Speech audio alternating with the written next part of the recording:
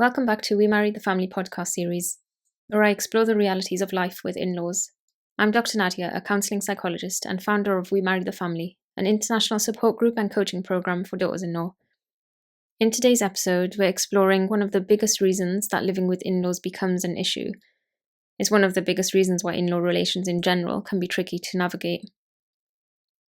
Everyone who's part of the system, including the daughters in law, their partners, and the family, usually overlook this significant issue as something minor. I don't understand why it's minimized so much, except for the reason that daughters in law often don't realize the gravity of the issue and its impact on their marriage. There's a certain level of self-neglect and suppression that makes this issue barely visible, even though it's glaringly obvious. Or because the daughters-in-law, her husband, and family are in denial. As an unconscious protective mechanism, denial is something we all do when we have fear or anxiety or we feel threatened about something. When partners and families remain in denial of the truth, they also don't take responsibility in addressing the issue. And the issue I'm talking about today is the issue of privacy. This is episode 1 of a 2-part sharing on privacy with a focus on the physical dimension. In the next episode, we'll be looking at the emotional dimension. If you're looking to get married, you need to be thinking about your privacy before agreeing to anything. Your privacy is your right, so don't be too easy to give this up. When you're living with in-laws, the lines between your personal space and the shared space become blurry. As a new member of the family with a different role and different position, you want to integrate into the family, but also maintain your independence and autonomy. Today's episode will shed more light on the importance of this and the ways that you can ensure your privacy is upheld and respected, and what you can do when it isn't. I'll be touching on physical space issues and how they impede on your privacy as a couple, including intimacy and conflict, and physical space issues that impede on your privacy as an individual, as a woman.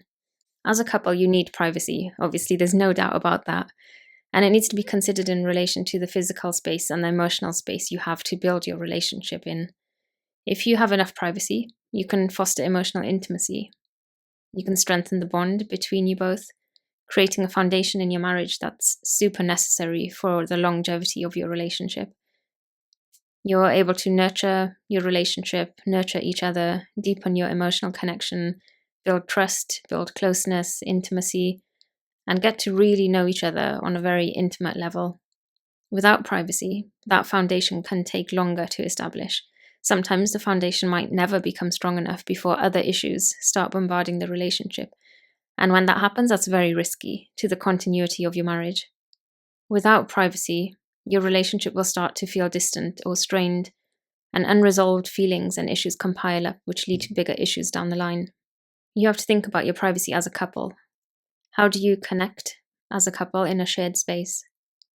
How do you create and maintain your marital identity within a family home where there are already multiple roles carved out? You have the roles of parent and child, of a son, of a brother, of a daughter-in-law. But as a married couple, you have your roles as husband and wife that are separate to the other roles, but interact and exist alongside them on a daily basis. The two aspects of physical privacy and emotional privacy go hand in hand, but they show up differently, so I'm going to leave the emotional privacy for the next episode and focus on the physical in this episode, including physical intimacy, shared space, and boundaries. As a couple, it can be very difficult to keep aspects of your relationship private because you're living in a family home. The family will be aware of certain things about your marriage. They'll know how much time you and your husband are spending together. They'll know how much time you spend in and out of the house. Sometimes they'll know when you have had arguments and disagreements, and they'll sometimes know when you've been intimate, which is the first thing that I want to touch on. Physical intimacy is a crucial aspect of married life. It's something very sacred that you can now enjoy, but maybe not so much when you're living with in-laws. The perspective of a daughter-in-law seems to be completely ignored by most family when it comes to this. I have seen things changing slightly with this. For example, where a mother-in-law will encourage the newlyweds to spend their first few nights in a hotel rather than coming back to the house, which would be packed with visitors. Something like that is a lot more considerate than most, but it's short-lived. In general, living with in-laws obviously doesn't necessarily stop couples from starting families of their own. For some it does, or it can definitely make it more challenging, unpleasant, and sometimes even traumatic. A lot of the times, intimacy can just be very, very awkward. One of the issues here is that you might struggle to be fully present and relaxed. Instead, you're conscious that your in laws are sleeping in the next room or down the hall. It doesn't set the ground for a positive experience, and it can be a real turn-off, which will impact the closeness and connection between husband and wife. Also, after intimacy, for example, with Muslim couples who perform ghusl, which is a ritual full-body, head-to-toe wash for purification, depending on where your bedroom is and whether you have an ensuite or share the family bathroom, your experience will be different, but in many cases, other family members will be aware that you've, done the deed because they hear you come out of your room at certain odd hours of the night. They hear you go into the bathroom, turn the water on, go back to your room. Then they hear your husband come out of the room and have a shower as well. It's not rocket science. I had someone share with me once that her mother-in-law questioned if she had been intimate yet because she's not heard the couple go for a shower in the night. As if it might not already be difficult enough, some family members are really this open, blunt, and intrusive. Intimacy in the morning, you have similar issues. You can be heard drying your hair before work, or you're hiding your wet hair with a scarf when you go down for breakfast. Or if you don't wear a scarf, then everyone can see that your hair is wet. How do you greet your in-laws in the morning when you know that they know you've been intimate with their son last night or that very morning? This isn't coming from a place of shame. You're all adults. But this is something you have a level of modesty around and want to keep private. It does depend on the family culture you're from and your own personal values. For some women, this is a huge deal. For others, it's not, or it becomes less of an issue as time goes on. For some women and couples, it will completely turn them off from being intimate with their partners, which will create distance in their levels of intimacy and can lead to further disconnection. A lot of Muslim women who wear hijab struggle with the general issues around physical space as well, because there's brothers-in-law in the house, so they can't fully relax, or sometimes, can't even relax in their bedrooms because people don't knock before entering. Whether you're a Muslim hijab-wearing woman or not, the issue around privacy of the bedroom applies to all daughters-in-law. I see it time and time again where this basic right is not even acknowledged. This is where the family needs to make some adjustment to respect her private space and the new couple's space. Before the son got married, it might have been an open house, people keeping their doors open, people coming and going as they please. But when a wife comes in, things need to be done differently. A husband and wife's room does not belong to the family. It's their private space, it's their intimate space. It's possibly the only safe space for the daughter-in-law in this shared home. And there's no reason anyone from the in-laws needs to be there. As much as it's the family home, it's now also home to a new married couple who are building their foundations, and to a daughter-in-law who is trying to feel at home in a new space. Just because it is still the family home doesn't mean you are entitled to everyone's space. It's so important to have boundaries in place to maintain privacy. An example of a basic boundary that should be in place for all couples who are living with family is to respect the privacy of married couples' bedroom by knocking before entering. It's super simple, basic respect and common sense, yet some people refuse to make this change or even get angry when it's suggested. In no way is it okay for a mother-in-law to secretly go into her son and daughter-in-law's room when they're away on holiday, or for the in-laws to stop their son and daughter-in-law from putting a lock on their bedroom door, or for family members to come in and use the room when the couple are out of the house. If you're living in a multi-generational household, you have to have conversations around privacy and around your space. It's definitely better to have the conversations before any of the issues do come up. The type of boundaries that you need depends on you as a daughter-in-law and on the relationships that you have with other people in the house. For example, if you've got a sister-in-law in the house who you get on really well with and you've got a good friendship, you might be okay with her spending time in your room, discussing hair products, skin routines, that sort of thing, but she should still knock before she comes in. There might be cultural differences with this, so it depends on your culture and your family culture as well. Maybe people don't need to knock before they enter because there's already an unspoken understanding that you don't even go into the couple's room of your own accord. Or maybe as a daughter-in-law you have no issue with people entering because you have good close relations. I would suggest to think about what that means for you personally in terms of your own personal boundaries.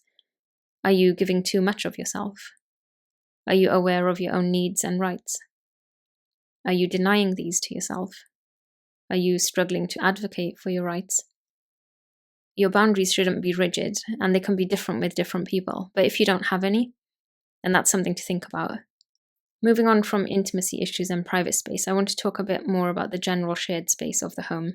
Physical space issues can also arise if in laws expect you to spend all of your free time in the shared living spaces. They might be mentally noting down how long it's taken you to come downstairs in the morning or how many hours you've spent in your room on the weekend. Issues like these can make it a real struggle for you and your partner to find alone time. You can start to feel frustrated or feel suffocated in the house or disconnected from each other. Like I mentioned before, boundaries need to be in place for you as a couple around your physical space and how you use it. You can have small rituals in place that can help you overcome some of these issues and create connection within the shared space that you live, like having time in the morning where you and your partner have breakfast together, or some time in the evening to have tea together. You might have uninterrupted time watching a movie together every week or every fortnight. Don't overlook the significance and value of creating shared moments like this. But sometimes the best way to ensure your privacy is to leave the shared space altogether by taking yourselves out of the house, going on date nights, going for walks, day trips, weekend breaks. Even quiet moments at a local cafe can give you and your partner the privacy that you need. And when you take this time away from the family environment, it gives you the space to reset and recharge as a couple without people overhearing what you're sharing or being involved in your discussions or your time together. Living in a shared home can really provide you with unique, memorable, enjoyable moments as a family altogether. Eating with the family, doing activities with the family, just sitting around and having a chit chat. All of these things really help to keep relations close. But that doesn't mean that you need to always prioritize the family over your own marital relationship. What we've been talking about in today's episode is how you and your partner can create and maintain intimacy between you both whilst also living with the family. Boundaries come in where you need to be authentic as an individual and as a couple so that you can have more balanced and healthier relationships. Think about your needs as a couple, like the basic need for privacy and intimacy. Are they being met? Before you think, my in-laws would never respect my boundaries, be aware of your own assumptions and anxieties. I've seen it countless times where a daughter-in-law has been worried about this same issue, but when she gets out of her own way and she starts being more authentic, she actually sees that her in-laws are respectful and accommodating. Of course, this isn't the case for everyone and probably not every single time either, but I'm sharing this so that you can give yourself and your in-laws a chance. If they continue with their behavior that oversteps your boundaries and disrespects your privacy, then you can reevaluate and decide what to do from there. Does your husband need to intervene? Does a different type of conversation need to be had? Does a different measure need to be taken? If we go back to the example of knocking on the door, if you and your husband have made a clear statement about knocking before entering, but family members still come in, you need to repeat your boundary. And if it still happens and they just don't care, then you can put a lock on it. Sometimes putting a boundary in action works better than verbalizing it. Remember, this is also about you and your partner having choice and autonomy as a couple. You're not just standing up for your right, you're also protecting your marriage and preventing further issues. By ensuring privacy within your marriage, you're not only nurturing the relationship between you and your spouse, but you're also creating an atmosphere of mutual respect and understanding within the larger family dynamic, which can help to avoid unnecessary tension and prevent small misunderstandings from turning into larger conflicts.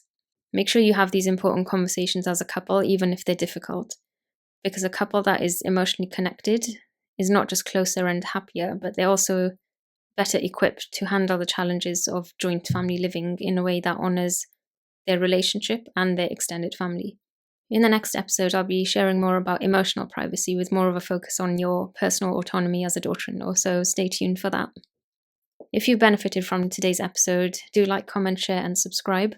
If you've been affected by anything discussed in today's episode, you can head over to my website and join the Daughter-in-Laws membership group, or book in for one-to-one therapy with myself or another therapist.